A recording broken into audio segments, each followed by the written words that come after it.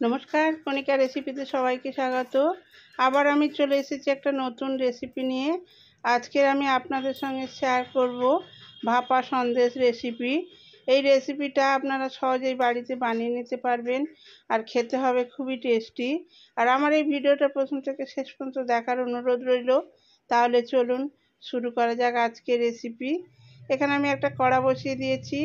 কড়ার মধ্যে নিয়ে নিচ্ছি 2 লিটার লিকুইড দুধ।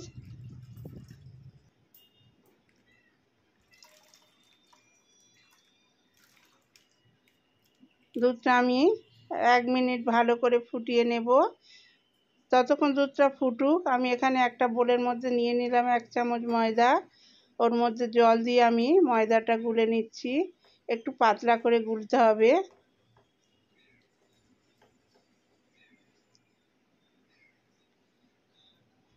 দুধটা আমার ভালোভাবে ফুটে উঠেছে। এখন ওই ময়দা গোলা জলটা আমি এক হাতে দেব আর এইভাবে দুধের সাথে মিশিয়ে নেব। এটা দিলে ছানাটা খুবই সফট হবে। এবার এটাকে আমি আরও 1 মিনিট ফুটিয়ে নেব। আর 1 মিনিট আমি ফুটিয়ে নিয়েছি। দুধটা আমার ভালোভাবে ফুটে গেছে।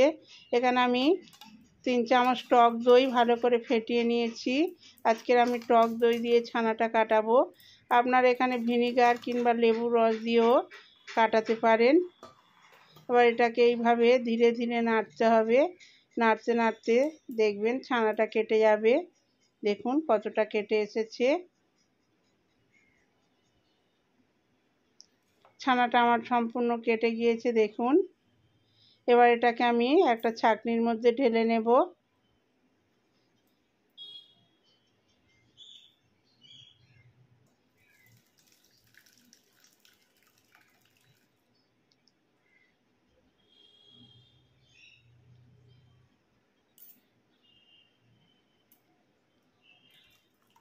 এবার আমি পরিষ্কার জল দিয়ে একটু ধুয়ে নেব।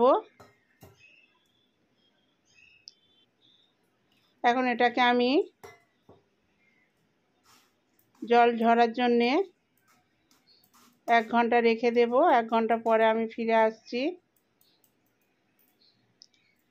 একটা বোলের মধ্যে আমি ঢেলে নিয়েছি, দেখুন কতটা সফট হয়েছে। এর মধ্যে আমি দিয়ে দিচ্ছি 1/2 কাপ গুঁড়ো দুধ। দুধটা ছানার সাথে ভালো করে মিশিয়ে নেব।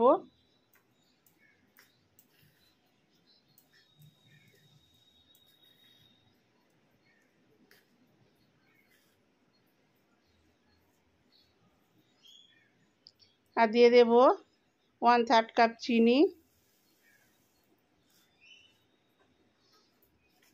চিনিটাও ছানার সাথে ভালো করে মিশিয়ে নিতে হবে।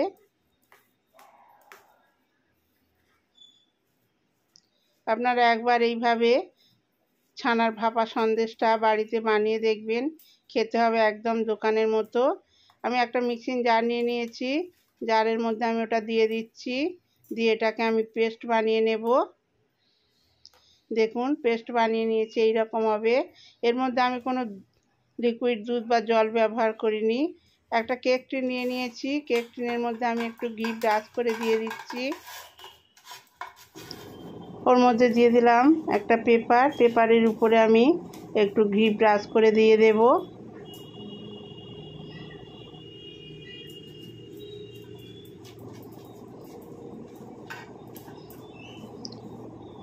যে ব্যাটারটা করে রেখেছিলাম সেটার মধ্যে ঢেলে দিলাম। একটু এইভাবে ঝাঁকিয়ে নেব। এখানে আমি গ্যাসের উপর কড়াই জল বসিয়ে দিয়েছিলাম। জলটা গরম হয়ে গেছে, ফুটে উঠেছে। ওর উপরে টিনটা বসিয়ে দিলাম। দিয়ে আমি ঢাকনা দিয়ে দেব। যে ছিদ্রটা আছে ওটা আমি কাগজ দিয়ে বন্ধ করে দেব। দিয়ে 10 মিনিট এইভাবে বেক করে নেব। 10 মিনিট পরে আমি ঢাকনাটা খুলে ফেলেছি। এখানে আমি কিছুটা গাজর গ্রেট করে নিয়েছিলাম, ওর উপরে এইভাবে দিয়ে দিলাম। এতে দেখতেও ভালো হবে আর খেতেও খুবই টেস্টি হবে। আবারও আমি ঢাকনা দিয়ে 10 মিনিট বেক করে নেব। তারপর আমি ফিরে আসছি। এটা আমি মোট 20 মিনিট বেক করে নিয়েছি। দেখুন এটা কতটা ফুলে উঠেছে। একটা কাঠি দিয়ে আমি চেক করে দেখছি, একদম কিছু কাঠির গায়ে লাগেনি, তার মানে এটা হয়ে গেছে। এটাকে আমি ঠান্ডা করতে দেব।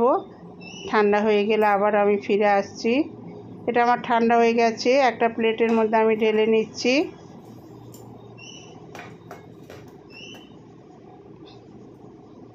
পেপারটা আমি তুলে দেব।